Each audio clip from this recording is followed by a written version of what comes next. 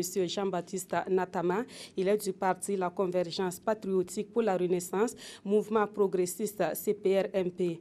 Merci d'être sur le plateau du 13h15 de la RTB. Alors, M. Natama, lors d'un congrès hier, vous avez été désigné candidat à l'élection présidentielle, non pas par votre parti seulement, mais par le collectif Natama 2015. Dites-nous comment les choses se sont passées lors de ce congrès.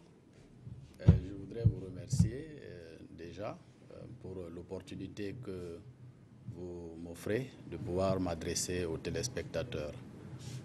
Le rendez-vous d'hier a été un franc succès parce que nous avons assisté à une mobilisation exemplaire qui fera date dans l'histoire politique de notre pays, car il s'agit d'une première parce que dans la configuration politique actuelle de notre pays, il faut se dire que notre candidature est portée par un collectif qui regroupe un certain nombre de partis politiques, qui regroupe également un certain nombre d'organisations de la société civile et un ensemble de personnes individuelles mobilisées dans des cadres de soutien. Alors, est-ce qu'on peut savoir un peu plus sur ces partis politiques et ces OSC qui vous soutiennent? Ben, je crois que elles étaient présentes hier. Je ne pense pas que je pourrais lister toutes ces organisations. C'est plusieurs organisations, des dizaines, des centaines. Hein, voilà. Donc, je ne peux pas les lister séance tenante. Mais la mobilisation qui a été faite hier est le signe qui indique clairement la diversité des forces qui se mobilisent autour de nous. D'accord. Alors, M. Natama, généralement, ce sont les présidents des partis qui sont souvent désignés à l'élection présidentielle.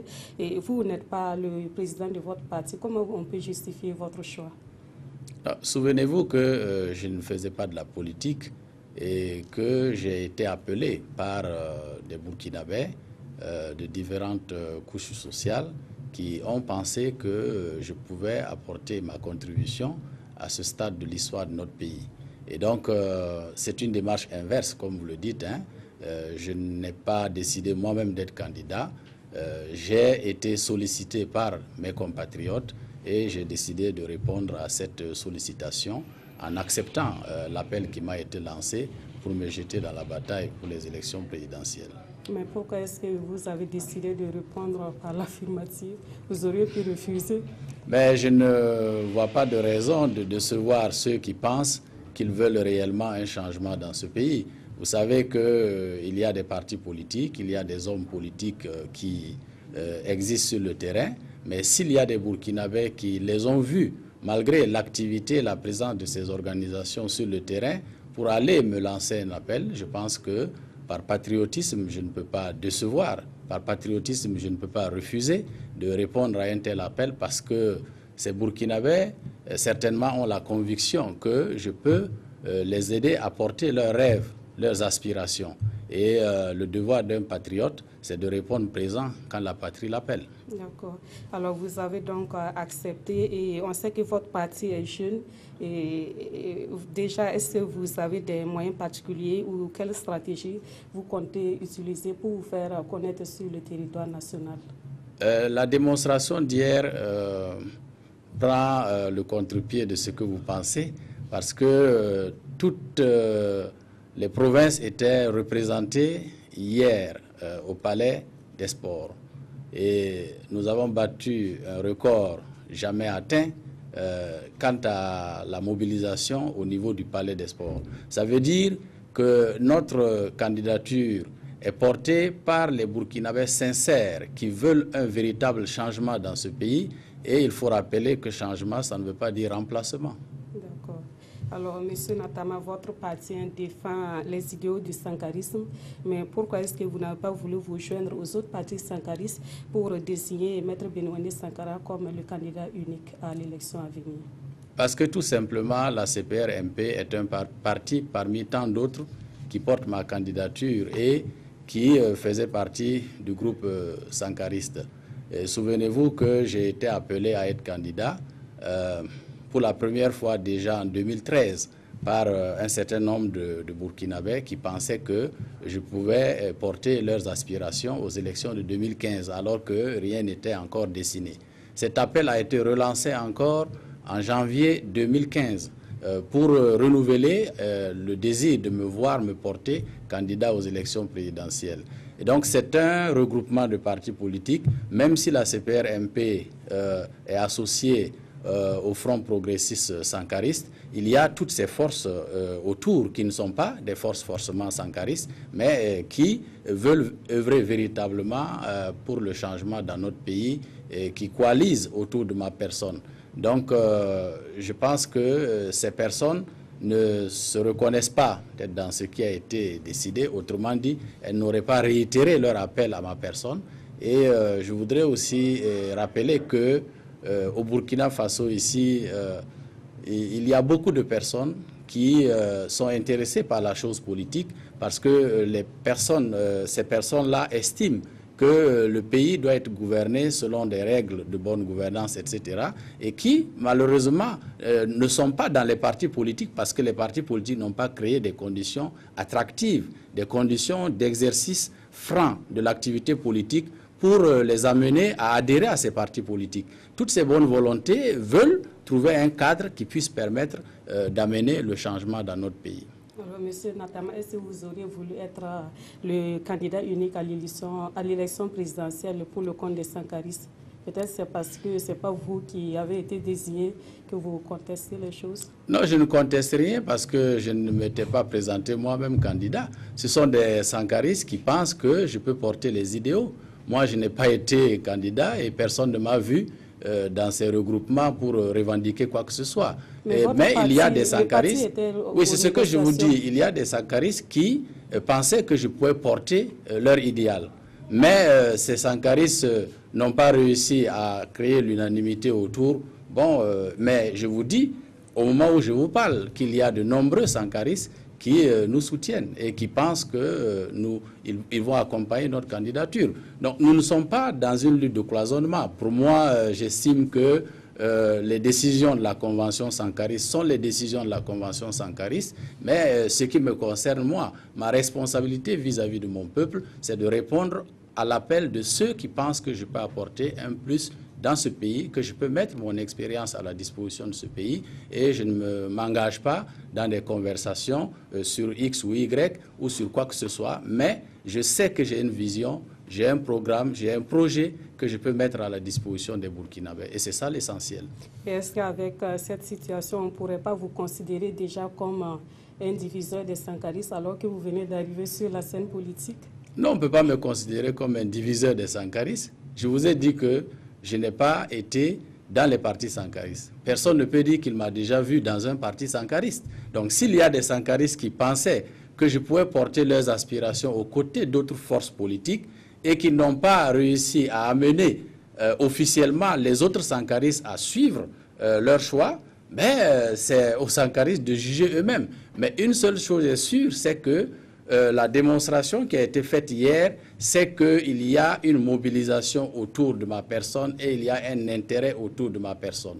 Et c'est une dynamique qui est engagée pour apporter le changement dans ce pays et nous allons y aller. Maintenant, si en cours de route, certains se rendent compte que effectivement nous pouvons offrir une alternative, c'est ça l'essentiel. Autrement dit, je ne souhaite pas me prononcer sur ce qui se passe ailleurs ou ailleurs dans les différentes formations politiques. Chaque formation a sa vision, a sa façon de voir les choses, a sa souveraineté, son indépendance et sa capacité à décider seul. Mais en ce qui me concerne, ceux qui ont décidé de porter ma candidature ou ont décidé de me soutenir ou ont décidé de m'appeler, je me mets à leur disposition et je puis vous assurer que nous irons jusqu'à la victoire. D'accord. Et est-ce que vous seriez prêt à des alliances avec ces partis en cas de second tour? Les alliances se discuteront le moment venu. D'accord. Alors, pour revenir à votre personne, M. Natama, on sait que vous êtes militaire de formation et vous vous lancez dans la politique. On sait que les militaires ne parlent pas généralement beaucoup. Est-ce que cela n'est pas une faiblesse pour vous, le fait d'être militaire? Non, pas du tout. J'ai été militaire dans ce pays et j'ai été fier d'avoir servi l'armée burkinabé parce qu'à travers l'armée burkinabé, j'ai servi le peuple burkinabé et ce qu'un militaire peut réaliser dans sa carrière, c'est d'avoir participé à une guerre pour défendre son pays. Et ça, je l'ai fait en 1985 lorsque mon pays était en guerre contre le Mali. Et dès 1990, j'ai été radié de l'armée et depuis 1990, j'ai évolué dans la vie civile. Donc, je ne peux pas dire que je suis plus militaire que civil. Aujourd'hui, en 2015, j'ai 31 ans de service, dont 26 années ou 25 années passées dans la vie civile. À vous de juger si je suis militaire ou civil. D'accord. Alors, on sait que vous avez pris une disponibilité. Est-ce qu'après les élections, vous allez repartir dans l'armée, bien sûr au cas où vous auriez échoué, ou bien qu'est-ce que vous comptez faire? C'est vous qui m'informez que j'ai pris une disponibilité. Je ne suis pas au courant de ça. Vous n'avez pas pris une disponibilité? Je sais que je serai candidat, mais je n'ai pas... C'est vous qui m'informez que j'ai pris une disponibilité. Je ne suis pas au courant d'une disponibilité. Je sais que je ne suis pas militaire. D'accord. Alors, M. Natama, on va évoquer à présent une question d'actualité, notamment cette question de passage ou non à une 5e République. Et quelle est votre position là-dessus? Vous êtes pour ou contre le passage à une 5e République au Burkina Faso? Je pense que les orientations politiques dans un pays se font en tenant compte des réalités historiques et sociales du moment. Et si les conditions au Burkina Faso aujourd'hui, sur le plan subjectif et objectif, sont réunis pour un changement de système politique, il va falloir le faire, mais comme je l'ai toujours dit, depuis toujours, il faut nécessairement aller dans la recherche du consensus. Quand vous voulez faire un choix politique qui engage l'avenir de la nation, il faut consulter, il faut dialoguer et travailler de manière à ce qu'il y ait le consensus. Et si le consensus se réunit autour de ce choix d'aller à une 5e République, je serai d'avis. Mais il faut noter que le consensus dont je parle, c'est réellement un processus de participation élargie basé sur un dialogue à la fois sur le plan vertical et horizontal qui s'assure que toutes les composantes de notre société sont impliquées dans ce processus-là. Autrement dit, si nous allons dans la démarche où ce sont les partis politiques seulement qui prennent en otage la démarche, je suis persuadé que ça ne rendra pas service à notre pays. D'accord. Alors, et pour terminer, comment est-ce que vous appréciez jusque-là l'évolution de la transition en cours au Burkina Faso?